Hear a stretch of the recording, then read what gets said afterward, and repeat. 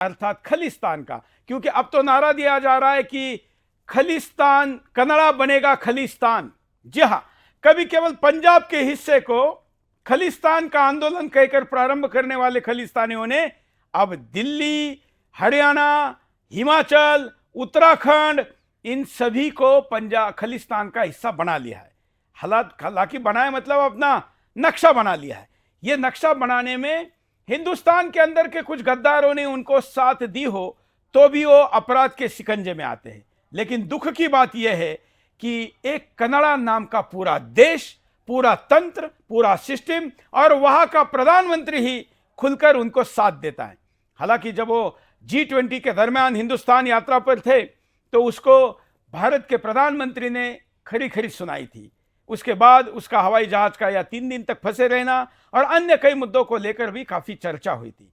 लेकिन चमत्कारिक तौर पर यह व्यक्ति जैसे ही अपने देश में गया तो उसने अब तक तो चोरी छुपे खलिस्तानियों के पीछे था, अब खुलकर खलिस्तानियों के सामने आ गया। अपनी संसद में ही कनाडा के प्रधानमंत्री ने हिंदुस्तान के ऊपर आरोप लगाया। यह वीडियो देखिए, जिस वीडियो में वो साफ साफ तौर पर यह कह रहा है कि हमारे देश का वो नागरिक जो कि कनाडाई नागरिक है उसका भारत की एजेंसियों ने हत्याकांड किया है। ये ना भूले कि वो नागरिक जिसका दावा वो कह रहा है वो हिंदुस्तान के द्वारा वांछित एक आतंकवादी था। Over the past number of weeks, Canadian security agencies have been actively pursuing credible allegations of a potential link between agents of the government of India and the killing of a Canadian citizen, Hardeep Singh Nijjar. Over the past number of weeks, Canadian security agencies have been actively pursuing credible allegations of a potential link between agents of the government of India and the killing of a Canadian citizen, Hardeep Singh Nijjar. Over the past number of weeks, Canadian security agencies have been actively pursuing credible allegations of a potential link between agents of the government of India and the killing of a Canadian citizen, Hardeep Singh Nijjar. Over the past number of weeks, प्रधानमंत्री द्वारा अपनी संसद के अंदर कहे गई इस बात को कहा है। कितना दबाव होगा या कितना लालच होगा इस बयान के पीछे आप समझ सकते हैं। इतने बड़े पैमाने पर हिंदुस्तान जब विश्व के सामने अपनी क्रेडिबिलिटी स्थापित कर चुका है, उस समय हिंदुस्तान के विरुद्ध ये बात करना, ये कितना बड़ा प्रभाव होगा हम समझ सकते हैं। अब हम आपको दिखाते हैं कि भारत के विदेश राजनयिक को कनाडा ने तुरंत देश छोड़ने के लिए भी बोल दिया क्योंकि जांच चल रही है। भारत ने भी सुबह होते होते उसकी कड़ी प्रतिक्रिया दी और यहां पर जो कॉन्सुलेट जनरल है उनको बुलाकर यह आदेश सुनवा दिया। क्या कैसे विदेश मंत्रालय बुलाया गया और कुछ मिनटों के अंदर ही उनको आदेश थमाकर वापस भेज दिया गया। जब भारत सरकार ने भी सख्ती दिखाई और भारत में जो एम्बेसी है या जो कॉन्सुलेट है कनाडा की, उसके प्रतिनिधि को अपने यहां पर बुलाकर भेज दिया। विदेश मंत्री ने क्या कहा विस्तार से, जो लोकसभा में या वहां की संसद में प्रधानमंत्री ने कहा था, उसी को प्रेस के लिए मेलानी जोली विदेश मंत्री क्या कहती है, सुनिए। And loved ones of Hardeep Singh Nijjar. The allegations that a representative of a foreign government may have been involved in the killing of a Canadian citizen here in Canada on Canadian soil is not only troubling, but it is completely unacceptable. If proven true, this would be a grave violation of our sovereignty and of the most basic rule of how countries deal with each other. We've been clear we will not tolerate any form of foreign interference. Since this was brought to our attention, we've been guided by 3 principles. The first one, we will seek the truth. The second one, we will protect Canadians at all times. And thirdly, we will protect Canada's sovereignty. I've conveyed these principles to my Indian counterpart, and I've also told him that we expect India's full collaboration to make sure that we get to the bottom of this. And as of today, and as a consequence, we've expelled a top Indian diplomat from Canada. To the family and जिसकी बात ये लोग कर रहे हैं और अपने देश का नागरिक होने का दावा कर रहे हैं, जो यहां पर कभी चपरासी से भी छोटा काम करता था, लेकिन वहां जाने के बाद उसके ऊपर हाथ पड़ा और उसके बाद ये पाकिस्तान भी गया और वहां पर आतंकवादी ट्रेनिंग लेकर भारत के अंदर के सिख भाइयों को भ्रमित करके उनको आतंकवादी बनाने का काम कर रहा था। केवल बातें नहीं, ये विजुअल देखिए हरदीप निज़ार का ये वीडियो, कैसे अनधिकृत तौर पर ये गन चला रहा है और ट्रेनिंग देकर नए नए बच्चों को तैयार कर रहा है। ये देखिए, इसके लिए नागरिक कहा जा रहा है और इसके हत्या पर, हालांकि हत्या भारत ने की है, ऐसी बात मैं नहीं कह रहा हूं। भारत जैसा देश अगर हत्या करना शुरू कर दे तो फिर तो कई देशों के प्रधानमंत्री, राष्ट्रपति भी नहीं छूटेंगे, लेकिन भारत एक जिम्मेवार राष्ट्र है और ऐसी बातें नहीं करता है। लेकिन ऐसा आरोप लगाया गया, आज तक ऐसा आरोप भारत पर कभी भी किसी देश ने, कम से कम लोक पार्लियामेंट के अंदर से तो नहीं लगाया है, जो कनाडा जैसे देश ने लगाने की हिम्मत की है। यह विजुअल के बाद हाई कमिश्नर का विजुअल भी आप देखिए। साथ साथ में हमारे साथ जो अतिथि है, मैं उनके पास चलता हूं। हमारे साथ दो विशेषज्ञ जो है कनाडा मामले के, ये विदेश मंत्रालय में बुलाया गया अधिकारी, दरवाजा देखिए कैसे लगाया, मीडिया से बात करने तक के लिए उसमें आवाज सुनिए। मतलब एक तरीके से मीडिया का माइक तोड़ने का प्रयास इस कनाडा के इस अधिकारी ने किया। देखिए, ANI न्यूज एजेंसी है और वो न्यूज एजेंसी हम सबके बिहाफ पर उसकी प्रतिक्रिया मांग रही है। अब पैनल के पास चलते हैं और हम चर्चा करते हैं कि जरा इस वक्त हमारे पास क्या अपडेट है। हमारे साथ उदित शाह जी जुड़े हैं। उदित शाह जी, कनाडा में इस वक्त जो कुछ हो रहा है, आप जैसे भारतीय नागरिकों के लिए निश्चित तौर पर चिंता का विषय होगा। आपकी पहली प्रतिक्रिया क्या है?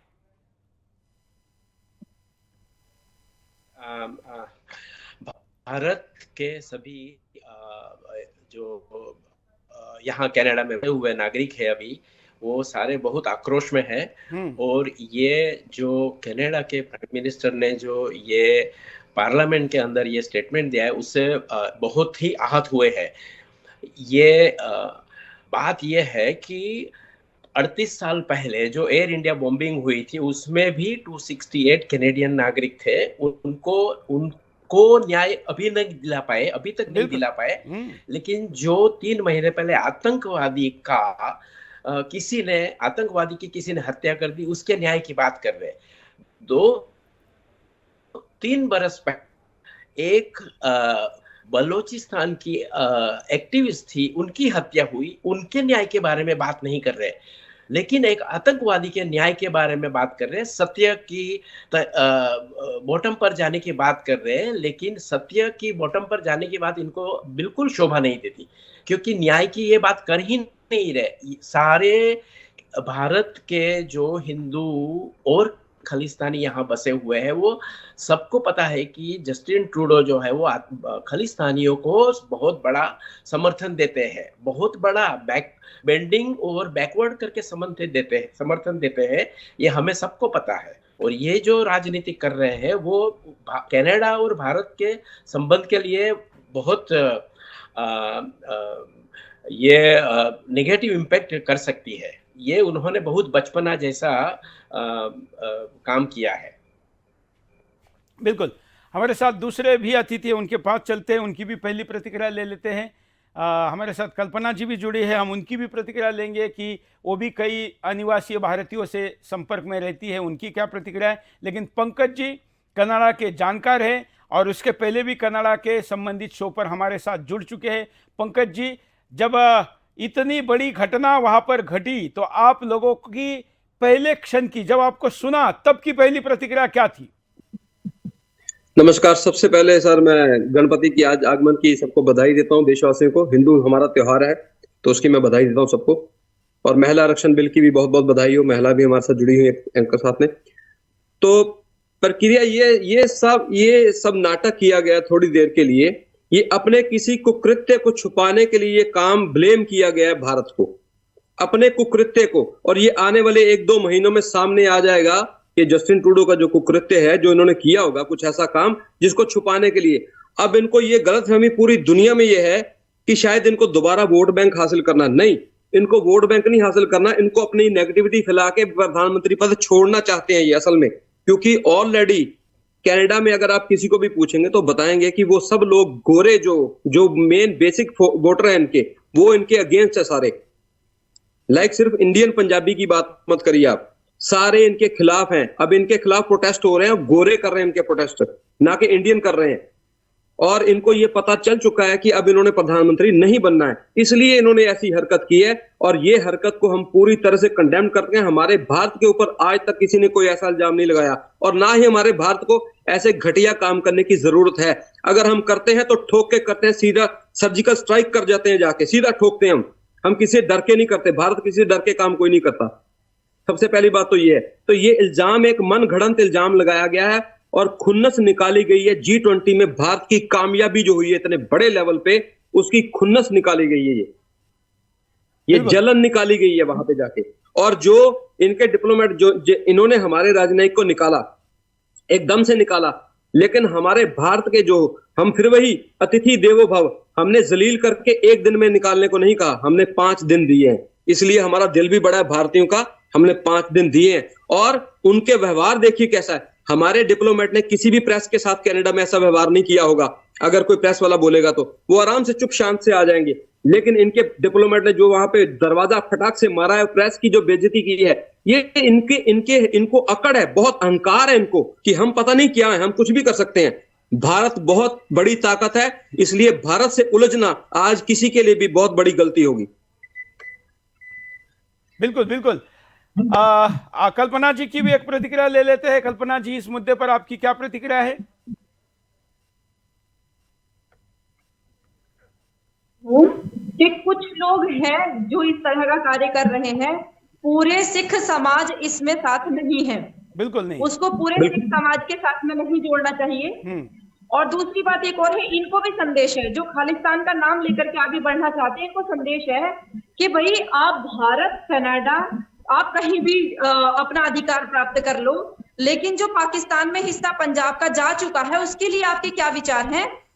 और दूसरी बात एक और है कि खालिस्तान ही बनाना चाहते हो तो क्या गुरु नानक देव जी, गुरु अर्जुन देव जी और गुरु गोविंद सिंह जी, इनकी सारी निशानियां समाप्त करके खालिस्तान बनेगा? जिस नाम पर खालसा अर्थात विशुद्ध, शुद्ध, सत्य के आधार पर टिका हुआ ये पंथ है, मजहब है, उसको तो आप बिल्कुल ही समाप्त कर दोगे।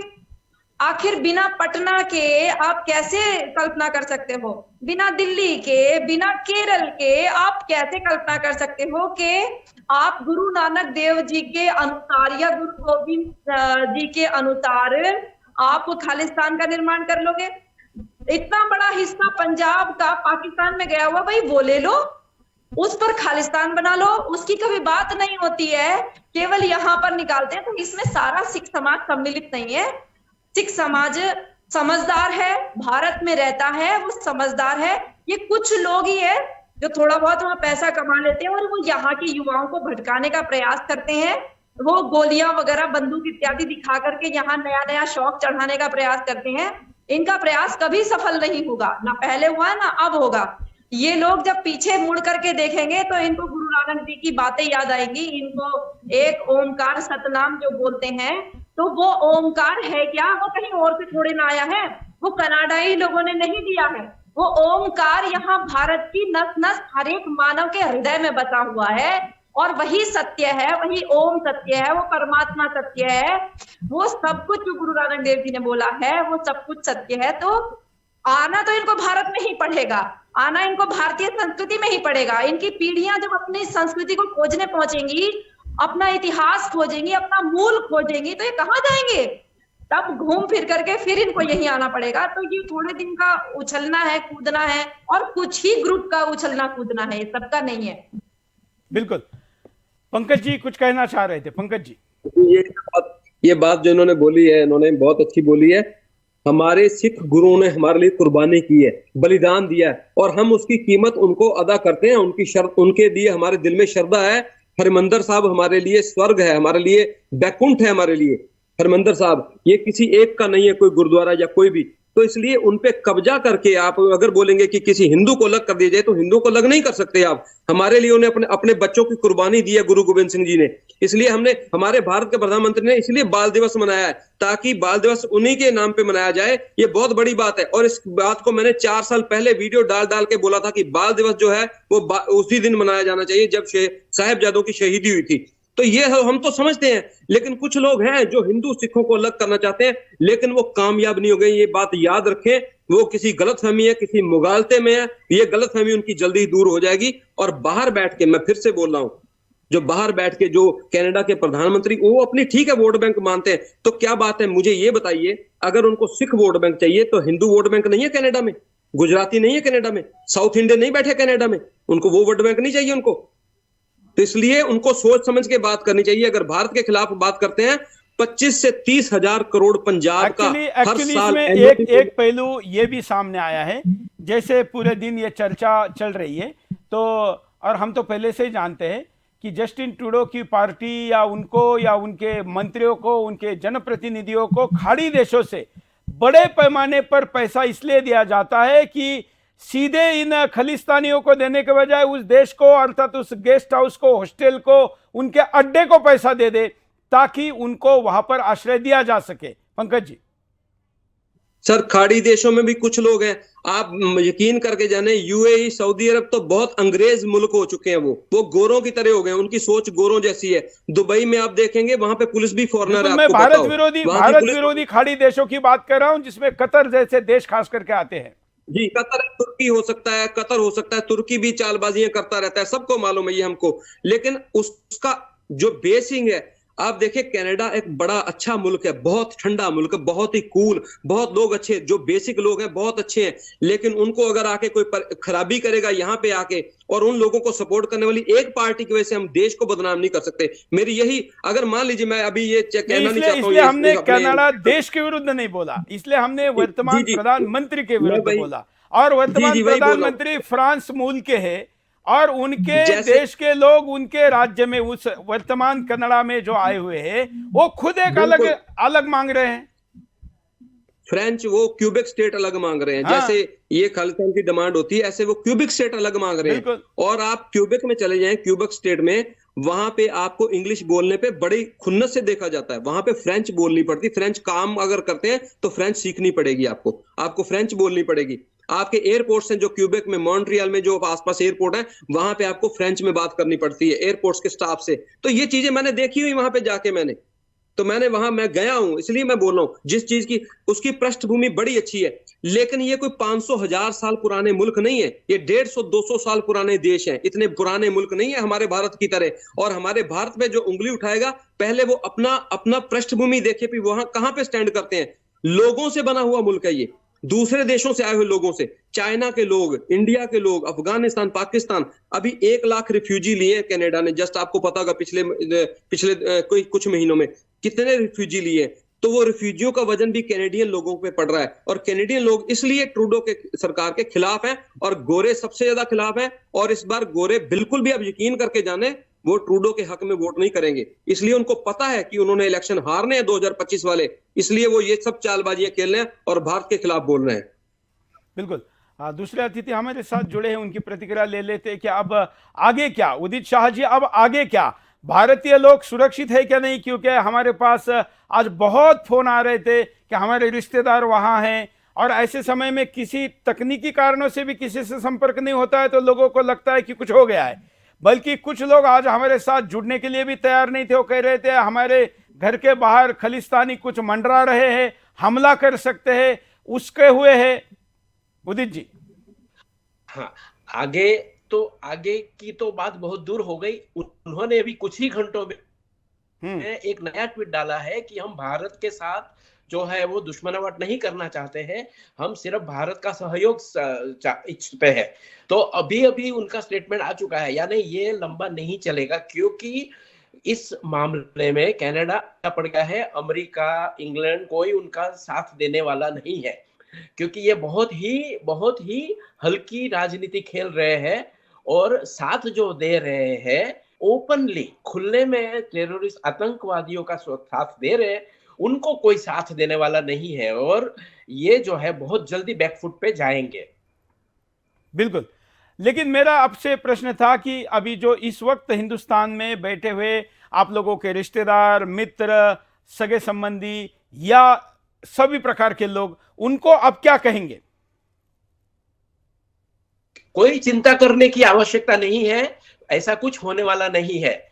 यहाँ जो ये मामला है सिर्फ और सिर्फ राजनीति का है।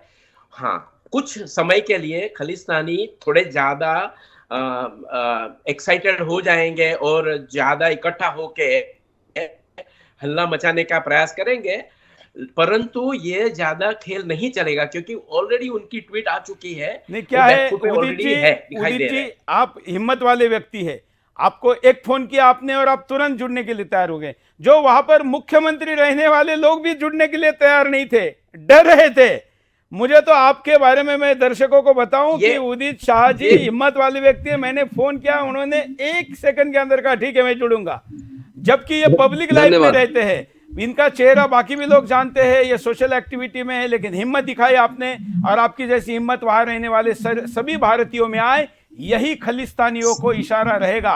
आप तीनों का बहुत बहुत धन्यवाद। अब मैं